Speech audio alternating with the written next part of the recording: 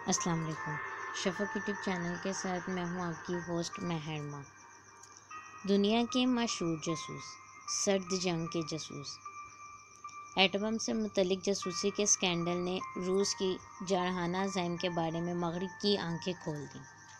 خاص کر 1960 کے اوائل میں جب سرد جنگ کی شدت میں اضافہ ہونے لگا تو جاسوسی کے ایک نئے اسکینڈل نے اخبارات کی شاہ سرخیوں میں جگہ لی۔ برطانیہ، امریکہ اور مغربی جرمنی سب سے زیادہ متاثر ممالک میں سے تھے، مگر جاسوسی کی یہ کامیابی آہنی پردے کے محض ایک طرف تک محدود نہ تھی۔ گورڈن لانس ڈیل اور پورٹ لینڈ کا جاسوسی چکر۔ ہیری ہاؤنٹن نے اپنی پوری زندگی میں ایک دن بھی جاسوسی نہیں کی تھی، لیکن پھر 1955 کی ایک دوپہر پولش لب و لہجے کے حامل ایک شخص نے اسے فون کیا۔ اس نے کہا، تمہارے لیے کریتزیا کی طرف سے ایک پیغام ہے۔ ہاؤٹن ایک لمحے کے لیے ساکت ہو گیا۔ اس شخص نے اگلے کچھ دنوں میں جنوبی لندن میں واقع ڈلوچ آرٹ گیلری میں ملاقات کا عندیہ دیا۔ ہاؤٹن فوری رضامندی ظاہر کر دی۔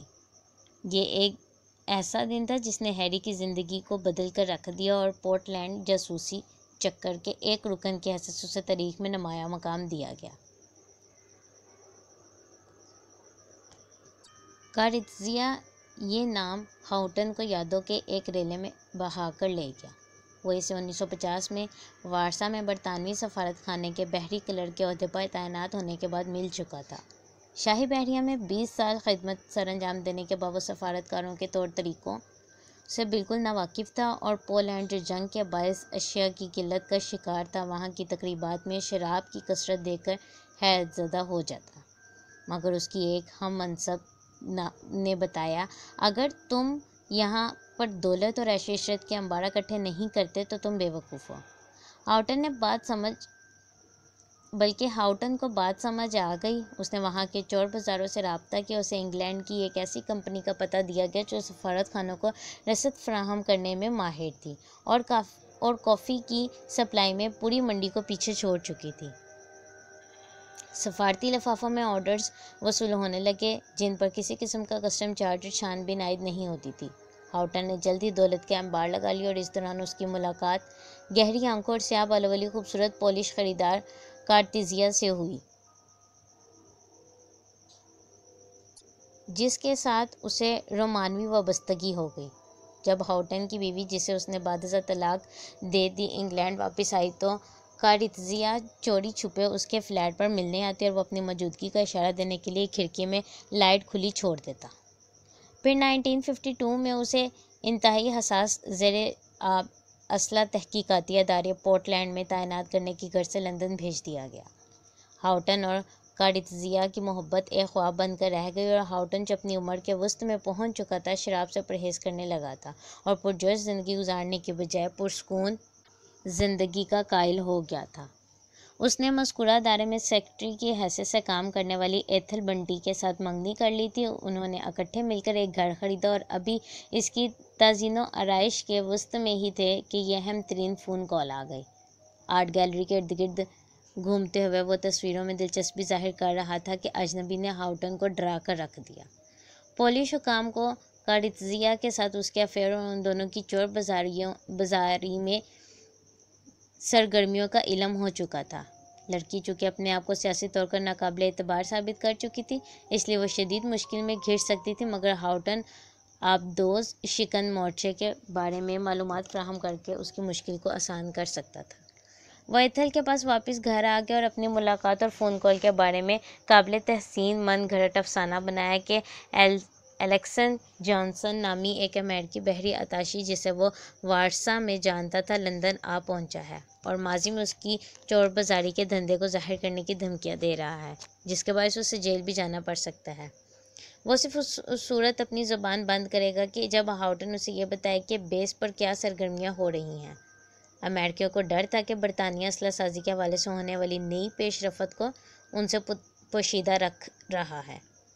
ایتھل، جس نے ایک طویل عرصے تک اپنے شریک کے ہاتھ کا انتظار کیا تھا اور جانتی تھی کہ اب وہ اسے گوا کر زندہ نہیں رہ سکتی، اس کی مدد کرنے پر رضامند ہو گئی۔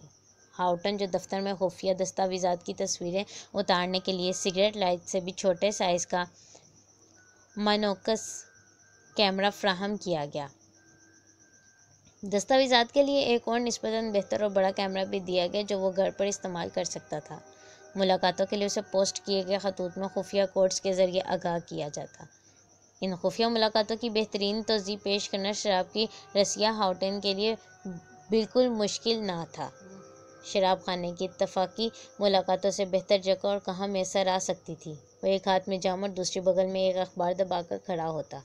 اس کا مطلوبہ رابطہ کار اسے دریافت کرتا کیا یہ شام کا اخبار ہے؟ جواب ملتا نہیں، یہ صبح کا اخبار ہے، اور پھر وہ نئی پیش رفت کے بارے میں دریافت کرتا۔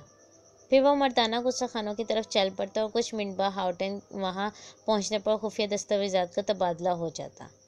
ہر مہینے کے لیے پہلے ہفتے ہاؤٹن اپنے مرکزی رابطہ کار الیکسن جانسن سے ملنے اور نیوکلیائی آبدوز اور آبدوز شکن ہتھیاروں کے بارے میں معلومات دینے لندن جاتا۔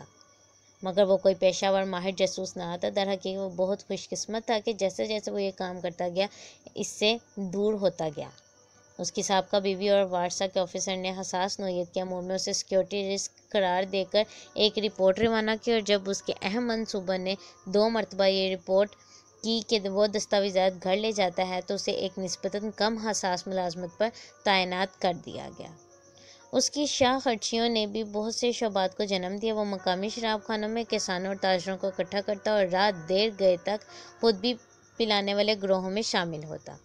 اس کے پاس ایک بالکل نئی گاڑی تھی جبکہ اس کے ہم منصب دوستوں کو پرانی گاڑیوں پر گزارا کرنا پڑتا۔ روسی اس کی خدمت کی عوض اسے بڑی بڑی ادائیگیوں سے نواز رہے تھے، مگر جب 1960 میں CIA نے برطانوی حکام کو مائیکل گولنیسکی، جس کا خفیہ نام سنیپر تھا اور KGB کے لیے پولینڈ انٹیلی جنس میں خدمات سر انجام دے رہا تھا، کے حوالے سے آگاہ کیا کہ اس نے برطانیہ کے بحری رازوں کو افشاں کرنے کے حوالے سے ہاؤٹن نامی شخص کا نام لیا ہے، تو اس کا برا وقت شروع ہو گیا۔ پولیس نے پولینڈ کلرک کے شراب خانوں کے دوروں کو نظر میں رکھنا شروع کر دیا۔ وہ ان جگہوں میں اپنی تنخواہ سے کئی گنا زیادہ خرچ کر رہا تھا۔ انہوں نے الیکسن جانسن سے ملنے کے لیے لندن جاتے ہوئے بھی اس کا پیچھا کیا۔ سراغ رسانوں نے گورڈن لانس ڈیل کے نام سے اس کی گاڑی کے رجسٹریشن نمبر کے ذریعے اسے تاڑ لیا۔ وہ اپنے آپ کو اس نام سے ایک کینیڈین بزنس مین ظاہر کر کے ظاہری طور پر شراب خانوں اور جوا خانوں کے چکر لگانے کے لیے وہاں پہنچا تھا۔ اب دونوں افراد کی 24 گھنٹے نگرانی کی جانے لگی۔ MI5 کو گرفتاری سے قبل ثبوت درکار تھے اور وہ اس بارے میں بھی کافی پرجوش تھے کہ ہاؤٹن اور لانس ڈیل مزید جاسوسوں کی نشاندہی بھی ان کی رہنمائی کریں گے۔ اسپیشل برانچ کے کچھ افراد کی بیویوں کو اس ڈیوٹی پر مامور کیا گیا کہ کہیں وہ دونوں سراغ رسانوں کے چہروں سے شناسا نہ ہو جائیں۔ خاص قسم کے مائکرو فون کے ذریعے دونوں افراد کے درمیان ہونے والی گفتگو کو ریکارڈ کیا گیا۔ کاروں کا ایک پورا قافلہ، حتیٰ کہ بوقت ضرورت ہیلی کاپٹر بھی پورے لندن میں لانس ڈیل کی نگرانی کے لیے متعین کیے گئے۔ مارلی بون بینک میں موجود ایک اٹیچی کیس کا وزیر اعظم ہیرلڈ میکملن کے بینک کے چیئرمین کے ساتھ بات چیت کے بعد MI5 نے معائنہ کیا، جس میں ایک چھوٹے سگریٹ لائٹر سمیت جاسوسی کے دیگر آلات بھی موجود تھے۔ خفیہ ایجنٹوں نے فوراً لانس کے فلیٹ سے ملحقہ جگہ کا رخ کیا اور ماسکو سے آنے والے خفیہ مورس کوڈ، جاسوسی مقاصد کے لیے استعمال ہونے والی خفیہ زبان پیغامات کا مشاہدہ کیا۔ لانس ڈیل نے، جو اسکاٹ لینڈ میں واقع نیوکلیائی آبدوز کے تحقیقاتی ادارے ہولی لوچ سے خفیہ راز ادھر ادھر کرنے کے آپریشن پر بھی کام کر رہا تھا، لندن ملاقات کے دوران ہاؤٹن کو خصوصی احکامات جاری کیے۔ وہ ایزڈک زیر آب دشمن کی آبدوزوں کی نشاندہی کرنے والا جدید ترین سسٹم کے بارے میں سب کچھ جانتا تھا، مگر اب ہاؤٹن اس قسم کی معلومات تک رسائی حاصل کرنے کے لیے قابل نہیں تھا۔ مگر ایتھل ضرور یہ کام کر سکتی تھی۔ اسے ابھی تک اعلیٰ سطح کے حساس معلومات تک رسائی حاصل تھی اور روزانہ ایزڈک سے متعلقہ کاغذات اس کی میز سے ہو کر جاتے تھے۔ سبز جلدوں میں محفوظ 7 پمفلٹس کو براؤن لفافہ میں منتقل کرنا اس کے لیے کوئی مشکل کام نہ تھا۔